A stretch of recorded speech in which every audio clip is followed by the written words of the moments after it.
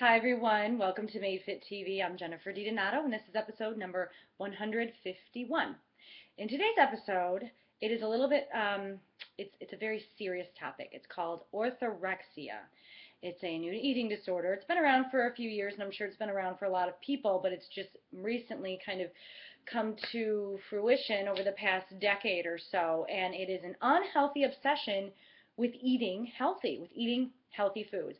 I have had I've encountered people in the past in which I've worked with that it was a very, very serious uh, mental disorder. A lot of people think that eating disorders are eating disorders when in reality they are mental. And so this episode, I like to focus on wellness, and this is definitely something that is very serious that is affecting you, I'm sure, and in your life. The question is that you can ask yourself, and the question that I asked on my Made Fit TV Facebook fan page was, do you have disordered eating? And that is a very, very tough question to ask yourself, and even more tough to answer, because I can guarantee you that there are some aspects in your life that start to resemble disordered eating. And it doesn't mean you have an eating disorder, it just means that your eating is disordered. And a lot of things that can contribute to having disordered eating is a preoccupation with constantly thinking about it. You are avoiding social situations, you're avoiding family functions, you are avoiding relationships that can enrich your life in other areas due to the fact that you either have to prepare food, that a certain type of food will be there, that you are thinking in your head, oh, okay, well, what time do I have to eat? And I did get this question in the past. I've gotten this question in the past a lot, where people are asking me, Jenny, you loved competing. How come you don't compete anymore? Oh, compete, compete. Oh my gosh, you look so great. Oh my gosh, I thought you loved it. Oh my God, you loved it. I could just see that you loved it so much. And it's like, dudes, I'm the only person who knows what I really love. And competing was something that was a goal for me. It's a mental goal, it's a physical goal. You're really pushing yourself. But I had my fill. And I have to tell you, I admit, I had dealt with disordered eating when pulling back the reins after my competitions. And I realized, okay, I am completely ignoring and I'm ignoring people.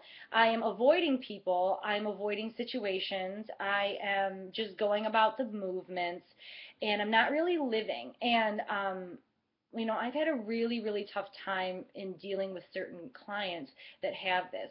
And it all boils down to the fact that it is a mental disorder. And for some people, you just have to take a step back and really, really reevaluate your life and why you're doing things. If you see that your life is just centered around how to look a certain way, your body fat percentage. It's one thing to have health goals, but it's another thing to have obsessions when you absolutely are completely against anything that may or may not be the 100% of which you want to live your life. In this world, everybody lives in different ways, and we are exposed to many different types of food. We're exposed to many different types of training methods. You're going on a road trip or you're going on a vacation.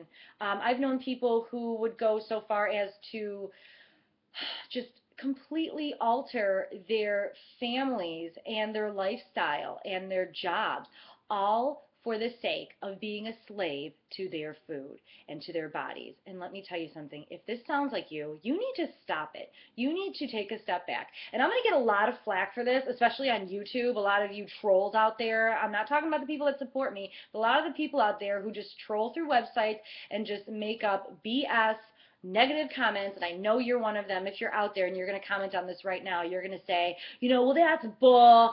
I eat my protein and I want to be lean, and that's the way you do it, and that's the way that you have to have the specific goals, and you're just weak if you don't have those goals. Well, let me tell you something. When you're 80 years old and you're in a wheelchair and your joints are just deteriorating, I would love for you to come back at me and tell me that you did it because you were stronger than everybody else. You got to focus on your overall strength, you guys. You got to focus on your overall wellness of your body, your mental health, your physical health.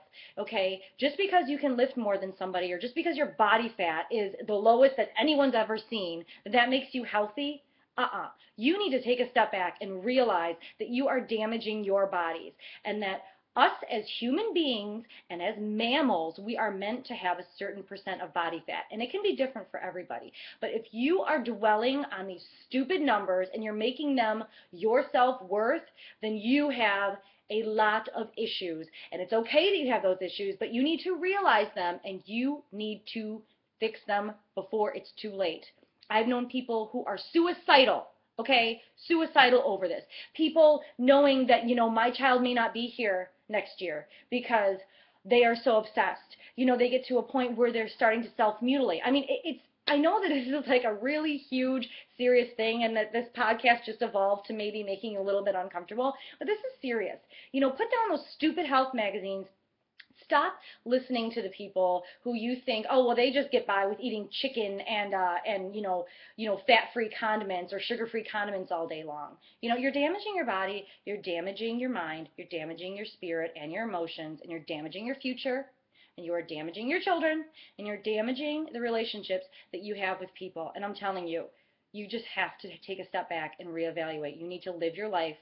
If you take care of your body will take care of you. It doesn't matter if you're size 2. It doesn't matter if you can curl more than all the guys in your fire department that you work at, or the police department, or the SWAT team, or whatever, or the gym. You're a trainer. You guys, you're missing the point, and I hope that a lot of you out there realize that and have learned from it. I could see that it's a slippery slope, and that's why I'm being 100% honest with you guys, and just being real. Okay, so email me if you have any questions. Go to madefittv.com. It's time to turn your life around. It's time to change and really focus on the things that really matter to have overall wellness. So on a lighter note, did you guys hear about that Lululemon see-through yoga pants? Oh my God, talk about a first world problem. I think it's rather funny that people are doing the downward dog and can see everybody's butt cracks in front of them. But my question is, why are you looking up during your downward dog? You should be focusing on your dog and not somebody else's. But yeah, see-through pants, yoga pants. I'm so sorry, Lululemon. I heard that your stocks are down 16%. If you want to help boost that, you can be an affiliate marketer on my site on madefittv.com. Just a thought. So anyway, thanks so much for joining me on MadeFit TV, and I will see you next time. Love you all. Bye.